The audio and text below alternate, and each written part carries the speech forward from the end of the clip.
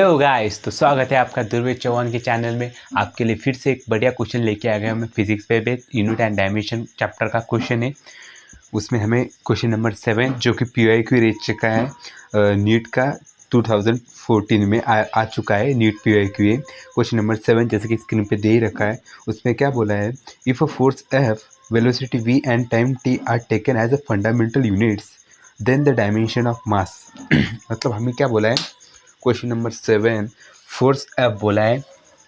Force F, velocity V and time T are taken fundamental units तो dimension of mass. मतलब हमें इन force of F दे रखा है, वेलोसिटी दी गई, टाइम दी और मास निकालना है। मतलब ऐसे बोला है, mass is directly proportional F, velocity and time. तो देखो, मैं एकदम बेसिक से बता रहा हूँ कैसे सॉल्व करना है। तो हम इसको एज अ, हमें फोर्स का भी फोर्स टर्म दे रखी, वेलोसिटी और टाइम दे रखा है। तो हम क्या करते हैं, मास को ऐसे ही रखते हैं, ऐसे ही रखते हैं, और फोर्स का डायमेंशन फार्मूला क्या है वो लिख डालते हैं, ML T-2। होपफुली आपको अभी ये निकालना आता होगा। फोर्स क्या रहता है, मास इंटू एक्सेलरेशन, उससे निकाल लोगे। हाँ, और इसको ए मान लेते हैं एज ए, इसका मतलब इन सब की पावर ए मान लेते हैं। वेलोसिटी क्या रहती है, LT-1, डिस्टेंस ए, डिस्प्लेसमेंट अपॉन टाइम। तो इसको बी मान लेते हैं अल्फ़ाबेट, और टाइम तो टी, इसको सी मान लेते हैं। और हमें एम पूछा है ना, तो M as M1 L0 T0, direct proportional M. अभी देखो, एम की पावर यहाँ पे एम की पावर ए, पर यहाँ पे एम है ही नहीं, मतलब एम ए आएगा। अभी एल की पावर ए, यहाँ पे भी एल की पावर बी, मतलब क्या आ जाएगा, एल ए प्लस बी। समझ रहा होगा ना। टी की पावर -2a, पर उसको ए मतलब ए मल्टीप्लाई, और यहाँ पे भी टी की -1 है, उसको बी, उसकी पावर होल बी ए, और टी की पावर सी, मतलब क्या आ जाएगा, T-2a प्लस, नहीं यहाँ पे भी माइनस ही आएगा, नहीं माइनस बी प्लस सी आ जाएगा। होपफुली इतना समझ रहा होगा। तो हमें अब क्या करना है, इनको इक्वेट कर देना है।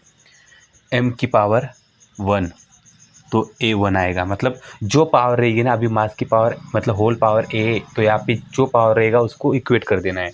अभी L की पावर 0 है, तो यहाँ पे L क्या है, A प्लस बी। देखो कितना सिंपल है। अभी यहाँ पे देखो T की पावर 0 है, अभी T की पावर 0, तो यहाँ पे T की पावर कितनी है, -2a माइनस बी प्लस सी। अभी यहाँ से हमें ए निकालना है, तो ये यहाँ पे पुट कर दो। अगर ये यहाँ पे ये पुट करेंगे तो 0 = 1 प्लस बी, और A1 वो यहाँ पे जाएगा तो -1 = बी आ जाएगा। मतलब A1 है, बी -1 है। इतना तो होपफुल पता चल रहा होगा। तो ये दोनों इसमें डाल के हम इसका ये निकाल सकते हैं। यहाँ पे लिख के बता देता हूँ, कहाँ पे, यहाँ पे बता देता हूँ, जगह कम पड़ रही ना। हाँ, तो यहाँ पे अगर पुट करें 0 = -2, यहाँ पे 1 है ना, ए की वैल्यू -2, मतलब -2 ये आएगा।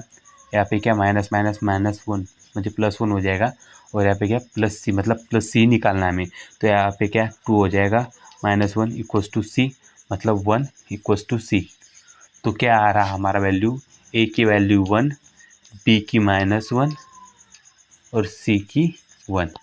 तो मास क्या आ जाएगा, तो ये रब कर देता हूँ। तो हमारा मास आ रहा है, मास = फोर्स की वैल्यू एफ ए थी ना, तो फोर्स आ रहा है हमारा 1, मतलब ए की वैल्यू 1, बी ए था, ए बी था, और ये सी था। बी की वैल्यू क्या निकली है, -1, मतलब वी क्या है हमारा, वेलोसिटी -1, और टी की वैल्यू मतलब टी का पावर सी है, तो उसकी वैल्यू 1, मतलब F1 V-1 टी की पावर 1। ये मास हमारा निकल रहा है यहाँ से।